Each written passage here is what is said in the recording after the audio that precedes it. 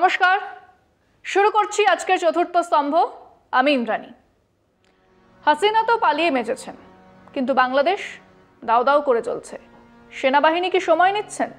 সবকিছু যখন নিয়ন্ত্রণের বাইরে চলে যাবে তখন তারাই ফেরেস্তা হয়ে মাঠে নামবেন? জায়েজ হবে সেনা শাসন? যাই হোক, এক হারকুলিয়ান টাস্ক রাখা হলো নতুন অন্তর্বর্তীকালীন সরকারের জন্য, যাদের মধ্যে কোনো কোহেসিভনেস, কোনো কাজ চালানোর মতো সম্পর্ক নেই, যারা প্রশাসন কোনো দিনও চালাননি, সরাসরি রাজনীতির মানুষও নন। কেন? সরাসরি রাজনীতির মানুষ না হলে কি হয়, আর হলেই বা কোন সুবিধে? রাজনীতির সঙ্গে সম্পৃক্ত লোকজন মানুষের নারী স্পন্দন খানিক বেশি বুঝতে পারেন, আর তাদের দুপা পেছনোর মধ্যে পাহাড় প্রমাণ ইগো জমা হয় না। একজন রাজনীতিবিদ যেদিন এই দুটো বিষয় মাথা থেকে সরিয়ে দেন, তাদের পতন অবশ্যম্ভাবী হয়ে ওঠে। শেখ হাসিনার যা হয়েছে, ক্রমশ ছাত্রদের ভূমিকা কমে আসছে। তারা এখন রাস্তা ঝাড়ু দিচ্ছে, ট্রাফিক সামলাচ্ছে, কিন্তু আগামী সরকার কেমন হবে, রাষ্ট্রের চেহারা কেমন হবে, তা নিয়ে তাদের ধারণা নেই। ধারণা থাকার কথাও নয়। দেশ কি করে ধীরে ধীরে তার মাথাপিছু রোজগার বাড়াচ্ছিল, কি করে নিজেরাই সিদ্ধান্ত নিচ্ছিল, এই ব্যাপারে ভারতের সঙ্গে কথা বলবো, ওই ব্যাপারে চীনের সঙ্গে, মার্কিন যুক্তরাষ্ট্রকে মুখের ওপর না বলার ক্ষমতায় রাষ্ট্র কোথা থেকে কি করে পেয়েছিল, তারা এই ছাত্ররা জানেন না। এই আন্দোলনের শুরুয়াত তারাই করেছেন, কিন্তু শেষের দায় অন্যরা নেবেই। এই আন্দোলনের কোথাও ছিল যে জামাতের ওপর থেকে নিষেধাজ্ঞা তুলে নিতে হবে? ছিল নাকি এই দাবি যে খালেদা জিয়াকে অবিলম্বে জেল থেকে মুক্তি দিতে হবে? ছিল না তো। তাহলে হাসিনা দেশ ছাড়ার ঘণ্টা খানেকের মধ্যেই এই সিদ্ধান্তগুলো কি করে হয়ে গেল? আগে থেকেই চিত্রনাট্য রচনা হয়ে থাকলে এরকম সুচারুভাবেই সবকিছু একটা প্যাটার্ন মেনেই হতে থাকে। এই আন্দোলনের কোথাও ছিল নাকি যে আওয়ামী লীগ দেখলেই মারো, তাদের সম্পত্তি জ্বালিয়ে দাও? হচ্ছে তো। এই আন্দোলনের দাবি সদনের কোনখানে লেখা ছিল দেশের প্রত্যেক মুজিব মূর্তিগুলোকে উপড়ে ফেলতে হবে? হচ্ছে তো। বাকি তো ছেড়েই দিলাম, বেগম রোকেয়ার মূর্তি, জয়নুল আবেদিনের মূর্তি ভাঙা হচ্ছে। কারা করছেন? ছাত্ররা। তারাই আগুন লাগালেন ৩২ নম্বর ধানমন্ডিতে। স্বাধীনতার পরে আবার স্বাধীনতা, সেই স্বাধীনতার পরে আবার আবার আবার স্বাধীনতা। অথচ দেখুন, এত আন্দোলনের পরে যে অন্তর্বর্তীকালীন সরকারের কথা শোনা যাচ্ছে, তাতে একজন নারীও নেই। জামাতের শর্ত অর্ধেকেরও বেশি তীব্র ভারত বিরোধী। জামাতের শর্ত। ছাত্রদের আন্দোলনের মধ্যে ঢুকেছে এজেন্ট প্রভোকেটররা, ফিফথ কলামনিস্টরা। তাদের হাত থেকে রাশ এখন অন্যদের হাতে চলে যাচ্ছে খুব দ্রুত। শেখ হাসিনা পালিয়ে যাবার ৩ দিনের মাথায় ঢাকা পল্টনে দাঁড়িয়ে বিএনপির জমায়েতে খালেদা জিয়ার ভাষণ শুনুন। সাফ বলে দিয়েছেন ৩ মাসের মধ্যে নির্বাচন করান, ৩ মাসের মধ্যে ট্রান্সফার অফ পাওয়ার। ফিরছি আলোচনা একটা বিরতির পর, সঙ্গে থাকুন। পুলিশ রাস্তায় নেই, মিলিটারি আছে কিনা বোঝা যাচ্ছে না।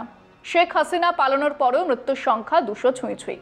যারা আন্দোলন সমর্থন করেছিলেন তাদের অনেকেই বুঝতে পারছেন কি হয়েছে, এবং আগামী দিনগুলো এই চেনা ছকের বাইরে কিচ্ছু হবে না। আন্দোলনের শুরুর আর হাসিনার পালানো আর এখন যা যা ঘটছে, তার ফলে কোন কোন পক্ষের ক্ষতি, কোন কোন পক্ষের লাভ, বাংলাদেশের বিষয়ে। তাই আগে বাংলাদেশের স্টেক হোল্ডারদের নিয়ে আলোচনাটা শুরু করা যাক। বাংলাদেশের রাজনৈতিক মানচিত্র থেকে প্রথম stakeholder Awami League vanish. প্রধানমন্ত্রী পালিয়েছেন, মন্ত্রীরা পালিয়েছেন, কিছু ধরা পড়েছেন। যে মুহূর্তে লিখছি সেই মুহূর্তের খবর, কম করে ২৬ জন আওয়ামী লীগ নেতাদের পিটিয়ে মেরে ফেলা হয়েছে, আরও বেশ কিছু মরবে। হাসিনা পালানোর পরও মৃত্যু মিছিল তো কমেনি, তাও তো ১০০ পার করে গেছে, বাড়ছে। তাদের দোকান, ঘরদোর, ব্যবসা বাণিজ্য, যাকে বলে মায়ের ভোগে। ১৫ বছর অন্যের মানবাধিকার কেড়েছে, অতএব তাদের মানবাধিকার কারাটা জায়েজ। এবার মানবাধিকার থাকবে আরেক পক্ষের, এটাও জায়েজ। কাজেই সেই ৭৩ বছরের মহিলার অন্তর্বাস এনে মিম তৈরি করাও জায়েজ। তো মোদ্দা যা বলার তা হলো, দেশের মূল ২ রাজনৈতিক শক্তির একটি গায়েব হলে অন্য আরেকটি সুবিধা তো হবেই। তারা এই মুহূর্তে পল্টন বাজারের জমায়েতে ভাষণ দিচ্ছে। পাসপোর্ট পেয়ে গেছেন খালেদা জিয়া, তারেক ফিরছে বাংলাদেশে বা ফিরে এসেছে। এতদিন লুকিয়ে চুরিয়ে মুক্তিযুদ্ধের বিরোধিতা করছিল জামাত। মুজিব নয়, জাতির পিতা ইব্রাহিম বলছিল জামাত। ইসলামী শাসনের কথা ইনিয়ে বিনিয়ে বলছিল জামাত। 8% বেশি ভোট পাচ্ছিল না তারা। এবার যদি বিএনপি আর জামাত মুখোমুখি লড়ে তাহলে জামাত নিশ্চিত 30% বেশি ভোট পাবে। বলে রাখলাম, মিলিয়ে নেবেন। ইয়েস, হিসেব করুন হু স্ট্যান্ডস টু গেইন। সামরিক বাহিনী জল মাপছে, কতটা গেলে ডুব জল, কতটাতে ভাসা যাবে মাপছে, সুযোগের অপেক্ষায়।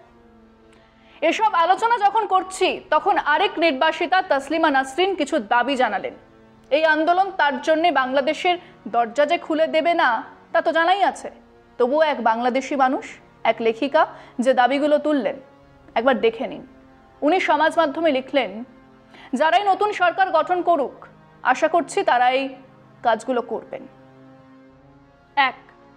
ধানমন্ডি 32 নম্বরে শেখ মুজিবের বাড়ির মিউজিয়ামটি অবিকল পূর্বাবস্থায় ফিরিয়ে আনতে হবে। 2. শিল্পী রাহুল আনন্দর বাড়ি অবিকল আগের অবস্থায় ফিরিয়ে আনতে হবে। 3. সংখ্যালঘুদের সম্পূর্ণ নিরাপত্তা দিতে হবে, আর কেউ যেন দেশ ত্যাগ করতে বাধ্য না হয়। ক্ষতিগ্রস্তদের ক্ষতিপূরণ দিতে হবে, ভাঙা মন্দির এবং মূর্তি নতুন করে গড়ে দিতে হবে। 4. গণতন্ত্র, ধর্ম নিরপেক্ষতা, বাক স্বাধীনতা যেন বহাল থাকে। 5. নির্বাচনে আওয়ামী লীগকে বাদ দিয়ে চলবে না, নির্বাচনে সব রাজনৈতিক দলই অংশ নেবে। 6. শেখ হাসিনা মাদ্রাসার ডিগ্রিকে বিশ্ববিদ্যালয়ের ডিগ্রির সমতুল্য করে ভুল করেছিলেন, সমতুল্য করাটি যেন বাতিল করা হয়। 7. নারী বিদ্বেষী এবং হিন্দু বিদ্বেষী ধর্ম ব্যবসায়ীদের আওয়াজ যেন বন্ধ করা হয়। মনে রাখতে হবে, মগজ ধোলাইয়ের মাধ্যমে জেহাদি সংখ্যা বাড়লে নতুন সরকারের সবাইকে আল্লাহু আকবার বলে এক সময় কোপাবে এরা। 8. নাস্তিকদের 100% নিরাপত্তা দিতে হবে। যে নাস্তিকেরা দেশ ত্যাগ করতে বাধ্য হয়েছে তারা যেন দেশে ফিরে আসতে পারে, সেই ব্যবস্থা করতে হবে। 9. মাদ্রাসাগুলোকে সাধারণ স্কুলে পরিণত করতে হবে, বিজ্ঞান শিক্ষায় ছাত্রছাত্রীদের শিক্ষিত করতে হবে। ফিরছি একটা বিরতির পর, সঙ্গে থাকুন। বিরতির আগে 9 দফা দাবির কথা বলছিলাম, এবার বাকিগুলো। 10. নির্বাচনে প্রতিটি দল যেন 50% নারীকে নমিনেশন দেয়। 11. সরকারি চাকরির ক্ষেত্রে নারীর জন্য কোটা থাকবে 20%। 12. শেখ হাসিনা আর শেখ মুজিব এক নয়, শেখ মুজিবের ভালো কিছু মূর্তি, বীর শ্রেষ্ঠদের ভাস্কর্য পুনর্নির্মাণ করতে হবে।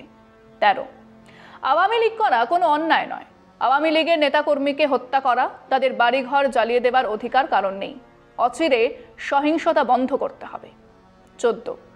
ময়মনসিংহের শশীলজে 120 বছরের পুরনো ভেনাস মূর্তি ফের প্রতিষ্ঠা করতে হবে, জয়নুল আবেদিনের মূর্তি নতুন করে গড়ে দিতে হবে। 15.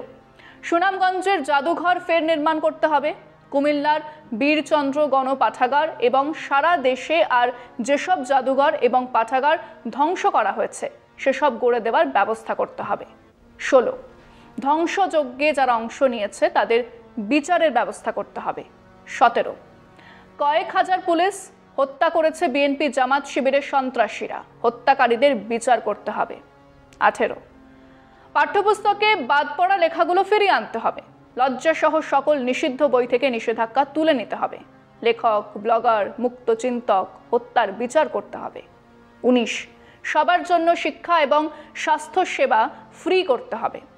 20. যদিও নতুন নেতা মোহাম্মদ ইউনুস, আসিফ ইকবাল, সালিমুল্লাহ খান, পিনাকি ভট্টাচার্যরা ভারত বিদ্বেষী, দেশের স্বার্থে ভারতের সঙ্গে সুসম্পর্ক স্থাপন করতে হবে। তসলিমার এই 20 দফা দাবি 50% যদি করা হয় আমরা এক নতুন বাংলাদেশকে দেখতে পাবো। কিন্তু এই মুহূর্তে ছবি তা বলছে না। এই মুহূর্তের ছবি রক্ত, আগুন, ধোঁয়া, ঘৃণা আর কান্নায় ভরা। পড়শি হিসেবে আমাদের দেখে যাওয়া ছাড়া অন্য কোনো উপায়ও তো নেই। আজ এখানেই শেষ করছি। শুভরাত্রি।